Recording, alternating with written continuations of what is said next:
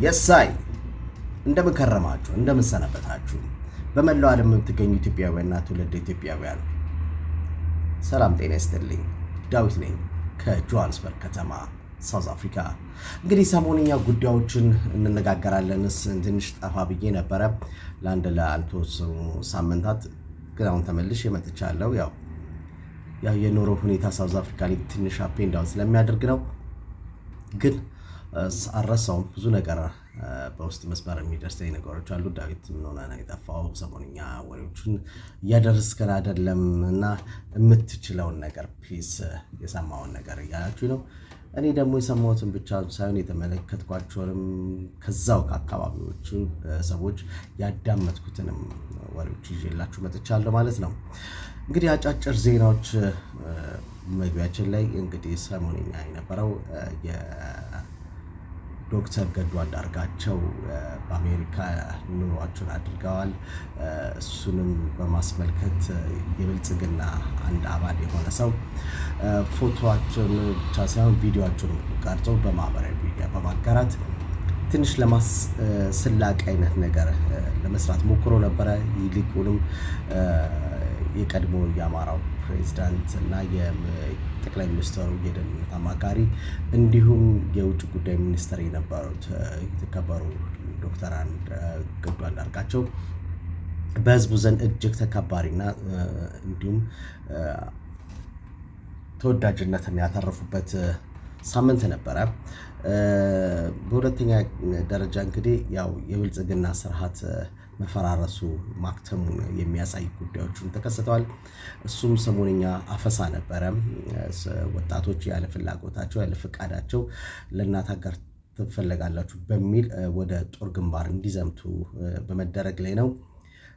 እሱንም ተከትሎ እንግዲህ የጦር ዝግጅት እንግዲህ ከፍተኛ የጦር ዝግጅት እየተደረገ ነው። በዚህ ሳምንት እንግዲህ ያየናቸው ትልቁ አበይ ጉዳይ እንግዲህ አንደኛው የነበረው የ12ኛ ክፍል መልቀቂያ ብሔራዊ ፈተና ነበረ። ስለሱ እንነጋገራለን። በስተመጨረሻ እንግዲህ ስንለውና ስንናገረው የነበረው የብሔራዊ ምክክር ኮሚሽን ያዘጋጀው ወይም ደግሞ የዶክተር አብይ እቃቃ ጨዋታ በ4,000 ህዝብ አሰባስቦ የእቃቃ ጨዋታ ያደረገበትን ነገር ያለ ውጤት መበተኑን የሚያሳይ ጉዳይ ነው። እነዚህና የመሳሰሉ ጉዳዮችን በአጭር ጊዜ ውስጥ ተነጋግረን ወይም ደግሞ ሀሳቤን ለመናገር ሞክራለሁ ማለት ነው። እንግዲህ ከመጀመሪያው ስንነሳ የአማራው ፕሬዝዳንት የነበሩት እንዲሁም ደግሞ የጠቅላይ ሚኒስትሩ የደህንነት አማካሪ እንዲሁም የውጭ ጉዳይ ሚኒስትር የነበሩት የተከበሩ ዶክተር ገዱ አንዳርጋቸው በአሜሪካ ኑሯቸውን ካደረጉ ትንሽ ቆየት ብሏል። ኑሯቸውን እንግዲህ እዛ ካደረጉ መኖር አለባቸው፣ መብላት መጠጣት መቻል አለባቸው። ስለዚህ ስራ መስራት አለባቸው። ስራቸውን እየሰሩ ሳለ አንድ የብልጽግና እንግዲህ አባል የሆነ ሰው ቪዲዮቸውን ቀርጾ በማህበራዊ ሚዲያ አጋርቷል። እኚህ የተከበሩ ሰው ሚኒስትር የነበሩ፣ እኚህ የተከበሩ የደህንነት አማካሪ የነበሩ፣ እኚህ የተከበሩ የነበሩ በውጭ ጉዳይ ሚኒስትር እንዲሁም በአባይ ግድብ ላይ ከአሜሪካው ፕሬዝዳንት ትራምፕ ጋር ቁጭ ብሎ የተነጋገሩ ታላቅ ሰው እንግዲህ እንደዚህ አይነት ዝቅተኛ ስራ ሰሩ ብሎ እጅግ ለማሸማቀቅ የሄደበት ሙከራ ይበልጡኑ ብልጽግና ነጥብ እንዲጥል ያደረገበት ትልቅ ሳምንት ነበረ። እሳቸውን በተናገሩበት ነገር አውድ ላይ በምናይበት ጊዜ መማር አለባቸው፣ መስራት አለባቸው፣ መኖር አለባቸው፣ መብላት መጠጣት አለባቸው። ስደት ላይ ነው። ከሀገሪቷ ላይ የሰረቁት አንዳችም ሀብትና ንብረት የለም። ስለዚህ እሳቸው ያደረጉት ነገር ወርዶ ዝቅ ብሎ ሰርቶ በንጹህ ህሊና መስራት ነው። ያው ሚኒስተር ሲኮንና እንዲሁም መንግስት አገልጋይ ሲኮን ጥፋቶች ይጠፋሉ። በእርግጥ ነው ጥፋቶች ይጠፋሉ። ጥፋቶችን አጥፍተው ሊሆን ይችላል ህግን የሚጠይቃቸው፣ ግን ለሰው ለማስተማሪያነት ሆነዋልና በጣም እጅግ ደስ የሚል ሳምንት ነበረ። እኛም ካየናቸው ከተዝናናንባቸው ከብልጽግና ሰውን ለማሸማቀቅ ከሚሄዱበት ርቀት አንገል ስናይ እጅግ የወረደ ተግባር የሰሩበት ሳምንት ነበረ።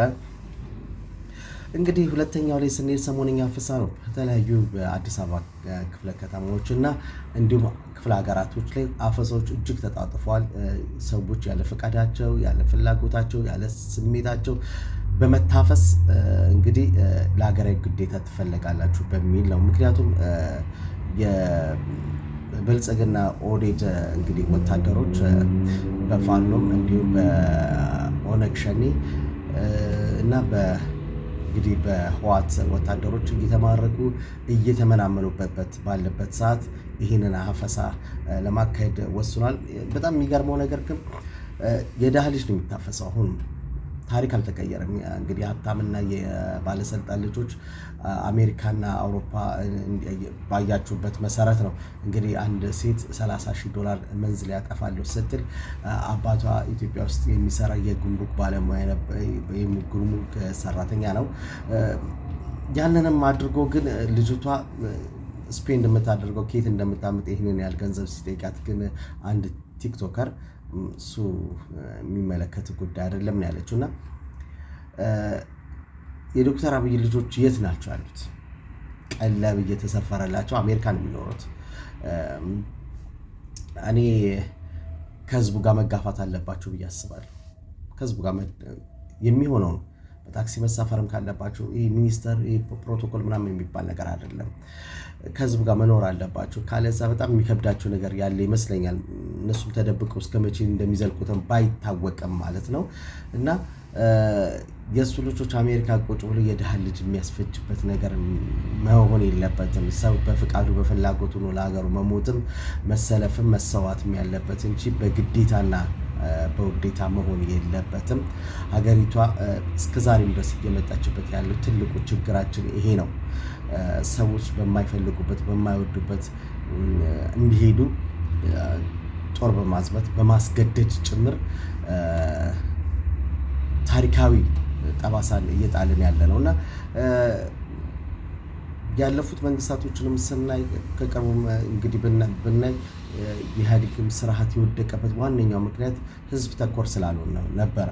ህዝብን ያማከለ ስራ ስለማይሰራ፣ ሙስና፣ ዘረፋ እጅግ የተጧጧፈበት ጊዜ ስለነበረ ህዝቡ ከአቅሙ በላይ ስለሆነበት ነው የኢህአዴግን ስርዓት አንኮታክቶ ብልጽግና እንዲመጣ የተደረገው። ከዛ በፊትም እንግዲህ ደርግም በታሪክ እንደምንሰማው ከሆነ ወጣቶችን በቀይ ሽብር በነጭ ሽብር እያለ ህዝብን ስለፈጀ ህዝብን ስለሚገል በጣም በጣም በጣም በጣም መሬት ላራሹ በሚለው መርህ ህዝብን በመግደሉ ህዝብን በማሰቃየቱ ህዝቦች በነፃነት ድምፃቸውን እንዳይሰማ በማድረግ ጭምር ነው ይሄ ነገር ደርግ ላይ ይሄ ነገር ለ17 ዓመት ጦርነት እንዲካሄድ ያደረገበት እና ጦርነት አገሪቷን ድምጥማጧን ያጠፋታል እንጂ በኢኮኖሚም በማናለብኝነትም የሚደረጉ ነገሮች አንድም ነገር የለም። ትርፋማ የሚሆኑት መሳሪያ የሚሸጡ ሰዎች ናቸው። እኛ ደግሞ መሳሪያ የምናመርት ሰዎች አይደለንም። መሳሪያ ገዝተንም ሰውንም ገለንም ኢኮኖሚንም አፈርድሜ አብልተንም ነው ሀገራችን ገነባለን የሚሉት ባለስልጣኖቻችን እና ይሄ መሆን የለበትም። ጦርነት አስፈላጊም አይደለም። አፈሳም ሰዎች በማይፈልጉበት መንገድ እንዲሄዱ ማድረግ ተገቢም አይደለም።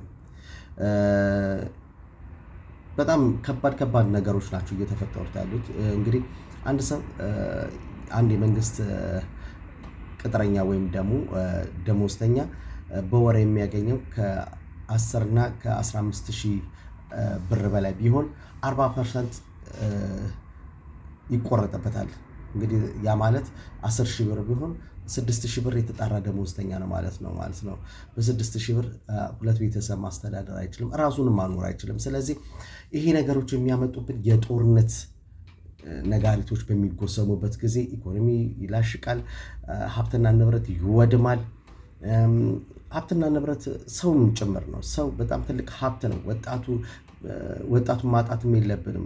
አካል ጉዳተኛ እጅግ አገሪቷ ውስጥ እንዲኖር የሚያደርገው ዋነኛው ነገር ጦርነት ነው። ሰዎች ባለስልጣኖች ስልጣናቸውን ለማስቀጠል የሚያደርጉት ረጅም መንገድ ነው እና ይሄ ነገር አግባብም አይደለም ለማለት ነው።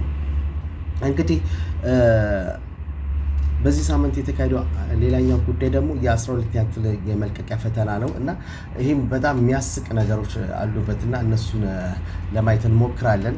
12ኛ ክፍል ፈተና እንግዲህ ከተፈተኑት ውስጥ እንግዲህ በምናይበት ጊዜ በ2018 የ12ኛ ክፍል ብሔራዊ ፈተና ውጤት ይፋ የተደረገ ሲሆን 87% ወይም ደግሞ 4700 በላይ ተማሪዎች ወድቋል ይለናል። እንደ ሀገር ከስረናል ማለት ነው። እንደ ሀገር ከስረናል። 87% ወይም ደግሞ 478000 ተማሪዎች ወድቋል። እንግዲህ ያለፉት ወይም ደግሞ ያመጡት ውጤት 12.8 ወይም ደግሞ 70,000 ተማሪዎች ብቻ ነው ያለፉት። ይህንን ይለናል። እንግዲህ ምን ማለት ነው? እንደ ሀገር እየሄድንበት ያለነው አንግል ምንድን ነው? ወዴት እየሄደ ነው? የትምህርት ፖሊሲያችን ጥራቱን እየጠበቀ ነው ወይስ ድሮ ከነበረበት የትምህርት ዝቅተኝነት አሁን ከፍ እያለ ነው? እሱንም ማየት ያስፈልገናል። የፈተናው ዋና መረጃዎች ይለና እንግዲህ ማለት ነው ተማሪዎች ቁጥር ለፈተና የተመዘገቡት ወደ 563960 ተማሪዎች ተመዝግበው ነበረ ፈተናውን ለመውሰድ። ግን የወሰዱት 550210 ተማሪዎች ፈተናውን ወስደዋል ማለት ነው። እንግዲህ በአጠቃላይ 7544 ተማሪዎች ወይም ደግሞ 12.8% ማለፍ ችለዋል።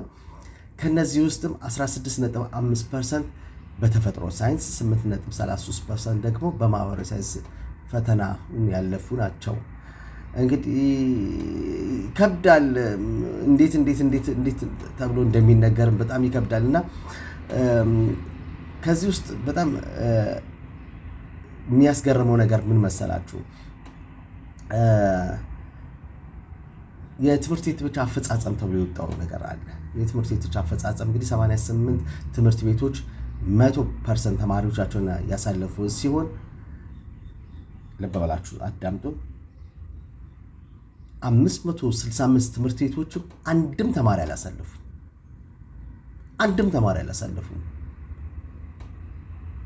565 ተማሪ ቤት አንድም ተማሪ አላሳለፈም። ይሄ ነው እንግዲህ ሀገር ማለት። እየተካሄደበት ያለው ነገር ምንድን ነው? አዳነች አቤቤ ምግብ እያበላው ነው ትምህርት ቤት ውስጥ ተማሪዎች ትምህርታቸውን ከትምህርት እንዳይጉላሉ እያበላው ነው እያለች እማኑን ስራ ትሰራለች።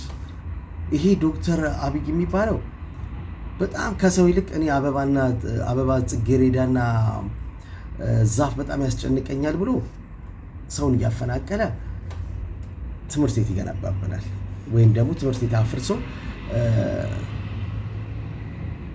መንገድ ይሰራብናል። በእርግጥ ነው ለእድገት ትክክለኛው መስፈርት መንገድ እንደሆነ አምናለሁ።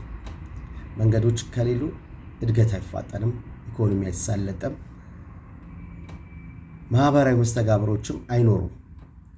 በመንገድ ምንም የምደራደረው ነገር የለም። ግን ትምህርት ቤትን በመዝጋት ትምህርት ቤትን በድሮን እየመቱ እያፈረሱ የትምህርትን ጥራት አስጠብቃለሁ ማለት የማይቻል ነው።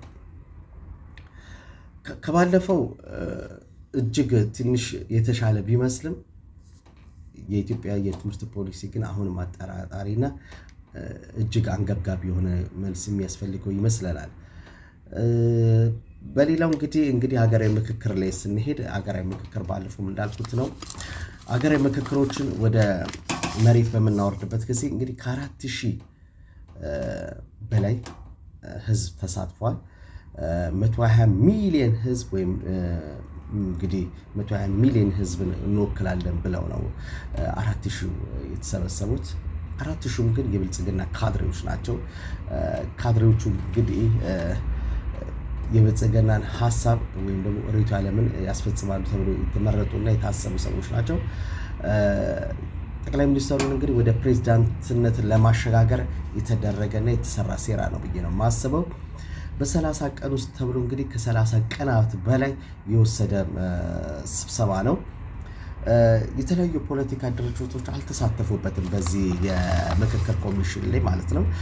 ኦፌኮ አልነበረም፣ ያፓ አልነበረም። እንግዲህ ማህበራዊ ሚዲያ አነቃቂ ሰዎች የተባሉት አልነበሩም። ጋዜጠኞች፣ ሰብአዊ መብት ተሟጋቾች እና ትጥቅ ያነገቡ አልተሳተፉበትም።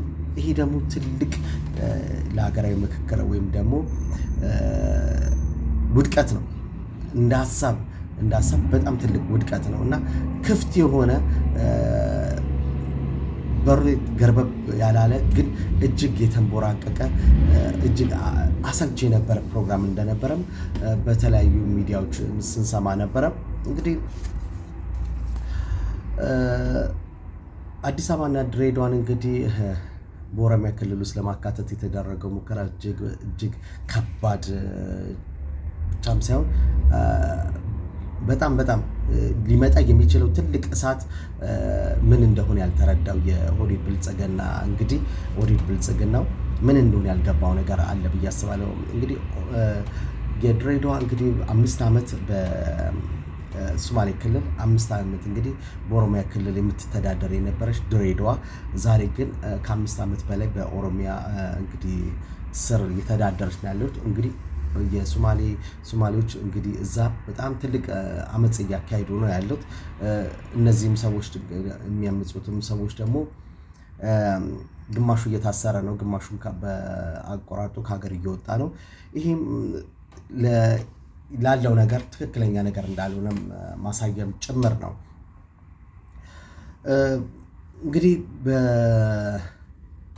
በስብሰባው ላይ ይገኛሉ ተብሎ የነበሩት የኢትዮጵያ ጠቅላይ ሚኒስትር እንግዲህ አልተገኙም ብቻም ሳይሆን በውጤቱም አልተደሰቱም። ስላልተደሰቱ እንደከፈቱት መዝጋትም አልቻሉም። ስለዚህ የኢትዮጵያው ቁንጮ ወይም ደግሞ አሻንጉሊት እሳቸውን እንኳን መናገር ይከብደኛል። እውነቴን ነው። አንቀጸ ሥላሴ የሚባለው ሰውዬ እኔ ዶሊ ነው የሚመስሉኝ እና እሳቸው በጣም ነው የሚያስቁኝ። በጃኖ ነበሩ፣ በደርግ ነበሩ፣ በመለስ ነበሩ፣ አሁን በዚህ ያሉ። እኔ እንጃ ያስፈራኛል። የእሳቸው የፖለቲካ መሽለጥለጥ በጣም ነው የሚደብረኝ እና ስማቸውንም ባልጠራው ሁሉ ይደብረኝ፣ ደስ ይለኛል። በቃ ስለማልፈልጋቸው እንደዚህ አይነት ውትንኩት የሆነ ሰው በጣም ነው የሚደብረው እና ስለ ቤተሰቦቻቸው ሪስፔክት ስላለኝ ብዙም መሄድም አልፈልግም እሳቸው ላይ። እሳቸው ተገኝተው እንግዲህ መጨረሻውን ንግግር አድርገዋል። ስብሰባውም ወይም ደግሞ የምክክር ኮሚሽኑ እንግዲህ ተበትኗል ያለምንም ውጤት ማለት ነው። እነዚህ ነበሩ ሳምንቱ የነበሩት ጉዳዮች፣ ሳምንቱ ውስጥ የነበሩት አበይት ጉዳዮች እነዚህ ነበሩ። ስለነበረን ጊዜ እጅግ አመሰግናለሁ። ላይክ፣ ኮሜንት፣ ሼር፣ ሰብስክራይብ በማድረግ ቤተሰቡ ሁኑ። ለወደፊቱ እንግዲህ ወደ ብሮድካስት እየመጣን ነው። በሳውዝ አፍሪካ የተለያዩ ጉዳዮች አሉ። እነሱን እያነሳሳን የምንጫወትበት የዳዊቴ ብሮድካስት እንግዲህ ሰሞኑን በቅርብ ጊዜያቶች ይከፈታሉ ብለን ተስፋ እናድርጋለን። እየጣረን ነው፣ እየለፋንም ነው፣ እናሳካዋለን። አብራችሁን እንድትሆኑ በመጠየቅ ጭምር ነው። ዳዊት ነኝ። መልካም ጊዜ ይሁንላችሁ። ዋጓን ብለናል።